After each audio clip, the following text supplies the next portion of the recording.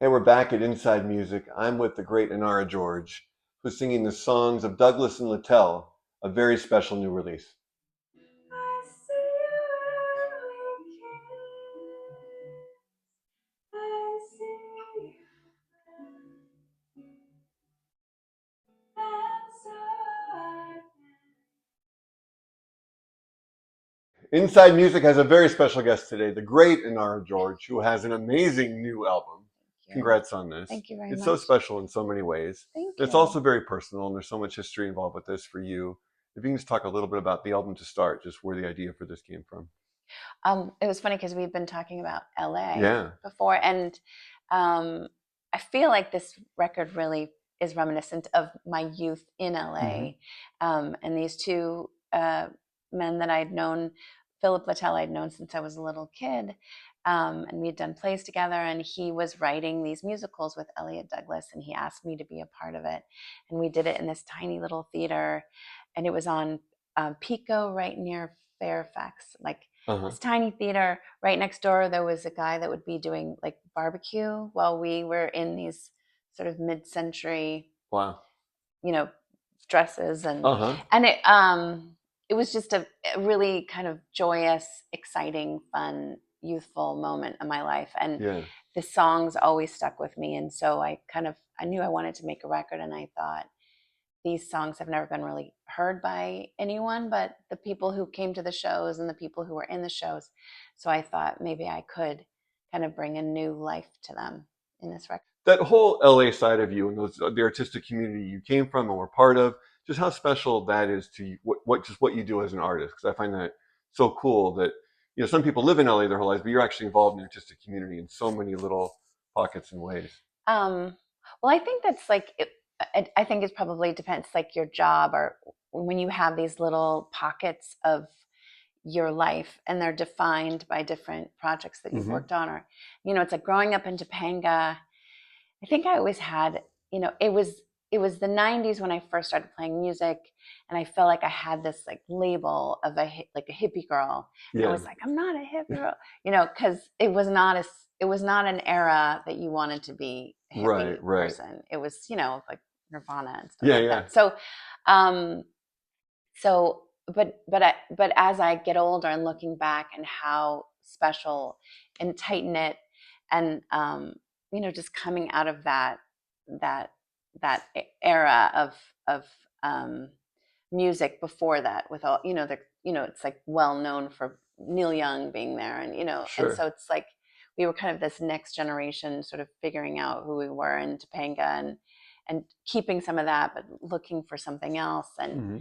And then those friends that I have from when I was in elementary school and still am friends with. And then, yeah, it's like you go out to different parts of the city, and you have these different experiences, and moving here and having like the Tangier. I don't know Hmm. if you ever used to go to Yeah. Yeah. Tangier. Yeah. But yeah, it's like as the decades pile up, there is something really special about these different spots in your musical Yeah. journey that. I've always been fascinated by that because I think I'm a little older than you, but I remember I lived in the valley and I remember how exciting it was to come over the hill for shows.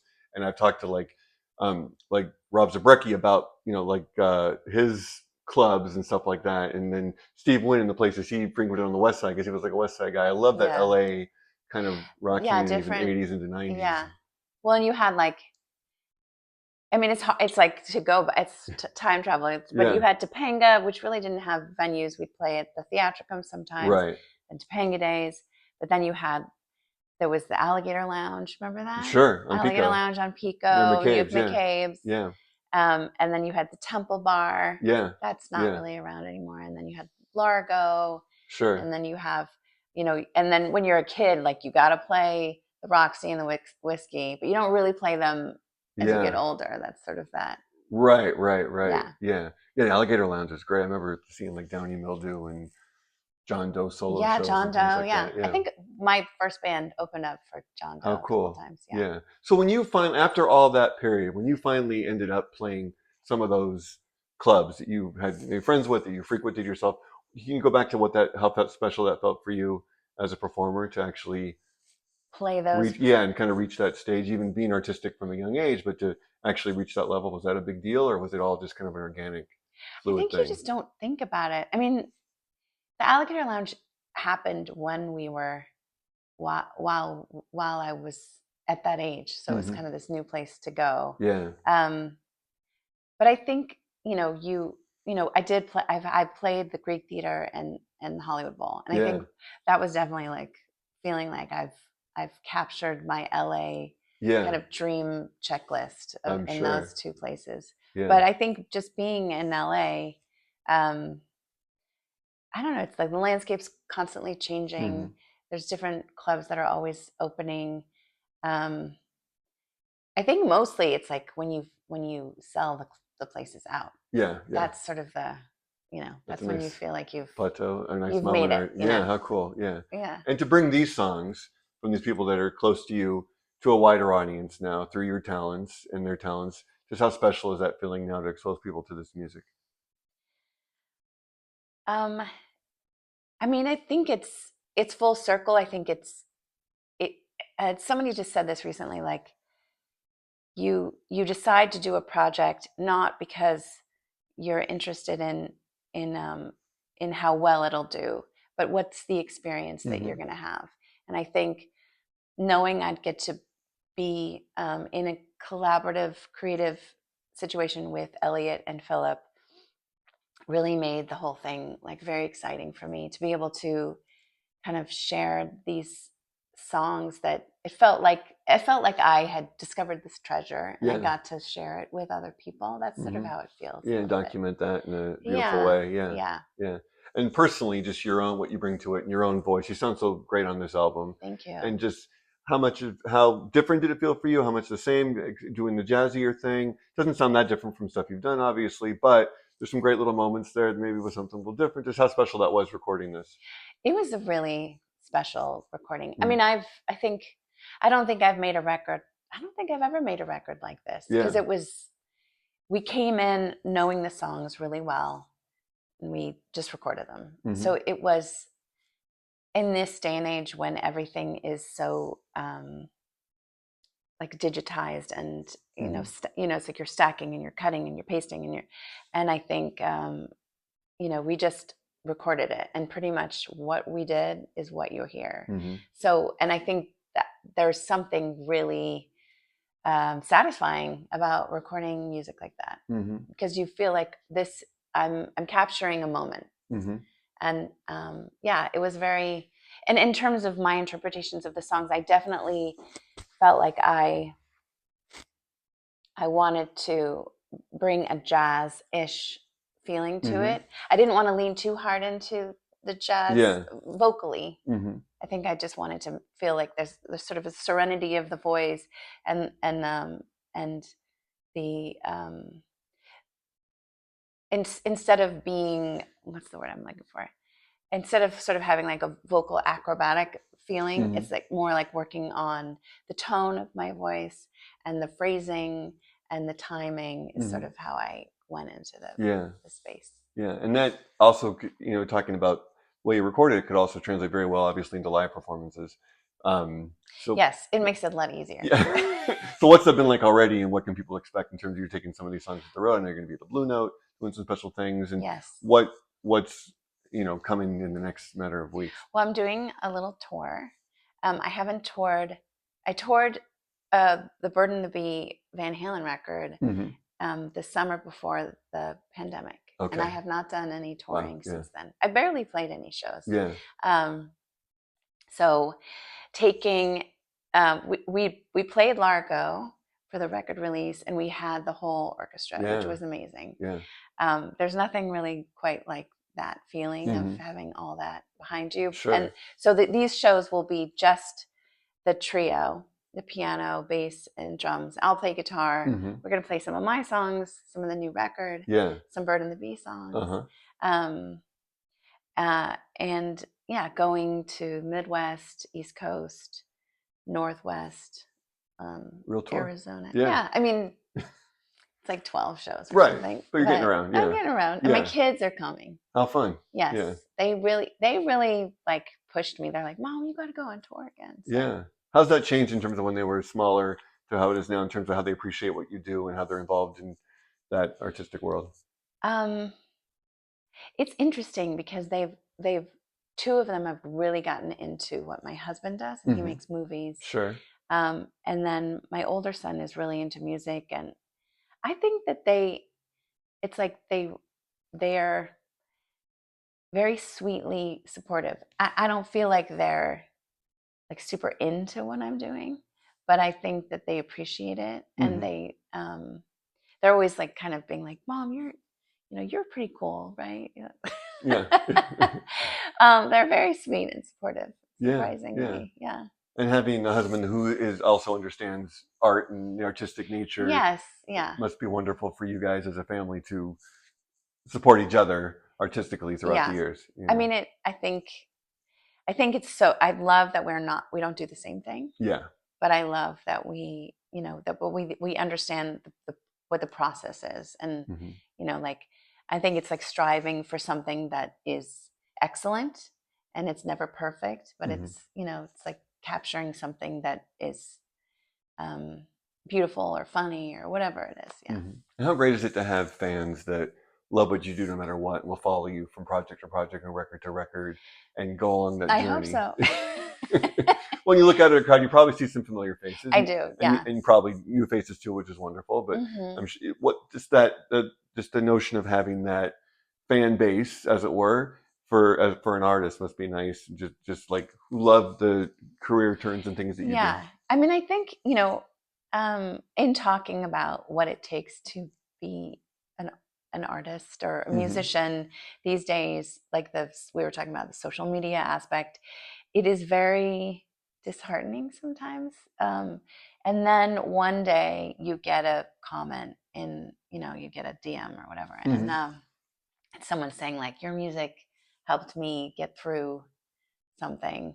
You're like, God, you forget sometimes that Hmm. you can have an impact on people in that way. And so I think um, that is the blessing of social media, Hmm. actually, is that Sure. the contact with people, and people actually just sharing something that they found Hmm. meaningful in what Yeah. you did. And so it does kind of it keeps you buoyant, it keeps you Yeah. going. Yeah. That is direct communication, and in some ways, it's the same Yeah. satisfaction you get from as long as it's real and genuine. Yeah. Yeah, if it's coming from a really, I And mean, it's wonderful. mostly, Yeah. I think that's the joy of like not being a huge artist, is that Hmm. you mostly get positive Right. feedback, Yeah. which it's a nice level, Sure. Yeah. yeah. At the end of a show, like your recent Largo shows, or when you're going to be on tour, what does it do to you as a person? And you're touching other people. How does it touch you? How do you feel? What's a good night? Like when you're done, what kind of things are going through your head and heart? um well, you want to come off stage like feeling like you did a good job, right? But um I think I think the thing I've learned as a performer is that I just want to stay authentic. Like, Hmm. if something goes wrong, I'm gonna be in that moment. I'm not gonna pretend anything didn't go wrong, or if like just the sharing that, not getting in my head, sharing Hmm. the moment with the audience and feeling their excitement and being that in there with Hmm. me. I think it's um, obviously you feel like you want to feel like you've reached somebody, Hmm. and also just like that it's fun. Yeah. It's fun to Yeah. be in the presence of people and Yeah. sharing things. When Yeah. you're at a place like Largo, and I know this from experience, I mean, people sit there, they want to be there, and they want to listen to every word, and Yes, it's they really quiet, do. and that Yeah. must be just a wonderful feeling to have that engagement. I'm sure you played all kinds of environments, and you played noisy clubs and things like Hmm. that over the years, maybe to a certain degree, but to have that kind of just attention on every word that you've poured your heart and soul into, Yeah. it's probably one of the greatest thrills I mean, you when can have. you can make a room silent, it is very, uh, it's very gratifying Hmm. when you feel like somebody is like hanging on what when you're saying or Yeah, singing. It's very satisfying. yeah. Yeah. And what can you tell people in terms of your other projects, in terms of the Bird and the Bee, in terms of things are still happening with all that? I mean, Greg and I are still very much Hmm. in touch and in a band together. We haven't recorded anything, but we've talked about it. The Living Sisters, we sometimes get together. Mm-hmm. This is mostly the thing I'm doing right now. Yeah. Yeah. And how wonderful. And I was thinking also driving up here listening to the album again. I was just thinking of the Mojo. I don't know if you read Mojo magazine or have, but I have. the artist, the thing that's been a constant with your favorite Saturday night record, favorite Sunday night record, at home with the different artists and stuff like that. I was thinking how this album could be both. So I was thinking with a beautiful Sunday morning record, this would be like a deal, but this could be a great Saturday night record Saturday too. record, well, I feel like it's a good record to just like throw on when you're, late at night having a drink with a friend or something. Yeah. Yeah. Do you take on a little bit of a different jazzy persona? Do you think of yourself a little differently when you're doing it? Yeah, of course I do. Yeah. Yeah. I mean, I think it's funny because somebody was mentioning like how many different things I do. And I think that comes because I started in theater. I don't like just being one thing all the time. So I do think, yes, when I'm singing the jazz songs, it's a different feeling. Same thing with The Bird and the Bee. Yeah. Living Sisters, my solo stuff. Like, I feel like my solo, when I'm writing on my own, it's the most of me that's coming in there, of my thoughts, and Bird and the Bee is a persona more. Yeah. So yeah, I like to put on a lot of different hats. So. And lastly, we've been talking about LA a lot. Just what, even with this album, even with the video, you're focusing on LA. The video for the ice cream in bed. Oh yeah. And just in terms of like, just what artistically, if you can just sum up, just how wonderful it is for you to still be, consider yourself an LA artist from LA artist. For people that don't know, your father was a very famous musician as well. Yeah. And you have music in your blood, and you have a lot of art in your blood. Just what this city means to you in terms of art and why it's so important for LA art and LA musicians. Well, I think that LA is like obviously it's built on art. And I think, I mean, in terms of music, we were talking about that, like the thing that's interesting about LA is there's all these little pockets of things that you haven't discovered. And I think that's kind of the exciting part about the music scene in LA. I mean, I think that LA has the best musicians in the world. I mean, at least in my opinion. Yeah. I mean, if you want to record something and have the best musicians play on it, I think you come to LA for sure. But I think also LA has like spawned so many different musical genres and musical what's the word I'm looking for? Movements. Thank you. Yeah. Eras and everything. I mean, I think that and I do think like the movie aspect of it. That's one thing that I worry about with LA right now, is that we're not making sure that we keep that business here, because I do think that it does inform so much of all the art. Yeah. Why people want to come here, why people come here to make dreams come true. There is something about LA that is it's for dreamers. It's for people who are searching. And I think that that's kind of the music that comes out of it. There's a brightness, but there's also real dark. You can think of like Tom Waits, and I mean, there's lots of dark crevices in LA, but there is something like hopeful and dreamy, and so I don't know if I answered your question. No, you did. And there's so many different artistic paths you can look at from David Lynch to old Warren Zevon and things like that. Yeah. That's so cool. Yeah. Well, and also you've been part of so many cool communities. You're very humble. You can probably drop names all day if you wanted to. It's a great artistic community that you've had a pleasure of being with and working with. And it's such a cool group of just extremely talented people is what it comes down to. And I think that's what makes it so special. Is that there's so much talent here, and you have so much talent. It's just a wonderful thing. Thank you. Yeah, I feel. I mean, I think if you stay in a town long enough, and I've been here. I was born here. I wasn't born here, but that's a different story. Yeah. But being involved with my dad's community, and then and being able to like perform with them and play with them and watch them and be connected to their, and then the joy of like actually making my own community with people that I've met, and people not even knowing who my dad is now. Something like gratifying about that as well. Yeah. So, but yeah, it's definitely been I mean, I've been doing this a really long time. You have, and you're still doing amazing, creative things. I think it's obviously you're excited about what's next, and you have so many cool projects. I'm sure Yeah, I'm in the all, works, and it's always, I'm definitely in it for the fun, yeah, yeah, for the creativity, and yeah. kind of doing something different. So, Well, and to all of our benefit that you figured that out, oh, and thank you keep you. moving forward. Thank you So very much. such a pleasure to talk to you. You Yeah, yeah. too.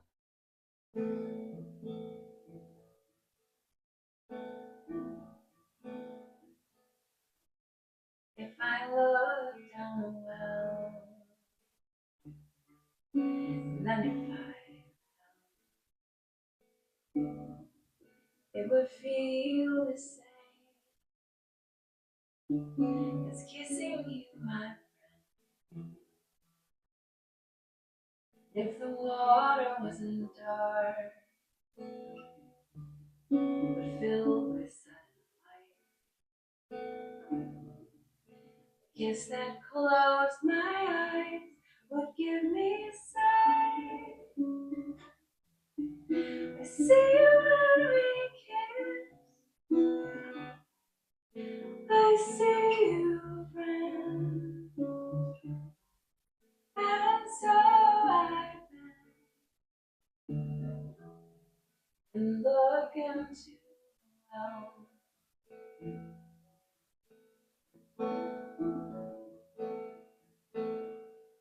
I dreamed I wandered down the hall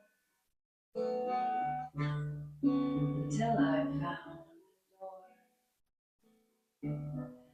but I had no key and no way to get in. And as I wondered what to do, the door just opened wide. Moon and trees and sky and you outside. I see you when we kiss.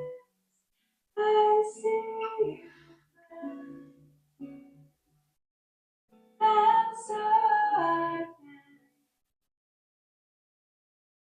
bend and look into well. I wasn't good. I didn't jump. I fell.